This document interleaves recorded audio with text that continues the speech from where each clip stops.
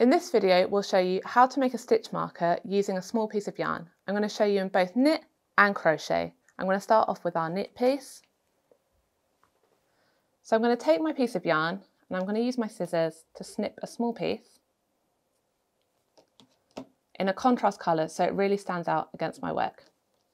You might want to use your other needle to help. I'm going to come into the stitch I want to mark, take my small piece, wrap it round and just use the needle to help pull this through my stitch.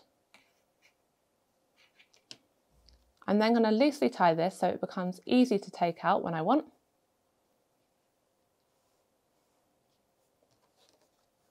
And that's how we mark a stitch in knit. You want to make sure that you use a nice contrast yarn so it's really easy to see. I'm going to show you how we do this also in crochet. With our crochet work, we're going to do the same. We're going to take a small piece of yarn, snip in a nice contrast colour, and using our hook, we're going to pull this through the stitch we wish to mark, and then tie loosely. With crochet, make sure you don't pull your stitch out so we can put our hook back in, and this is marked. Stitch markers are really useful when you're working with a lot of stitches.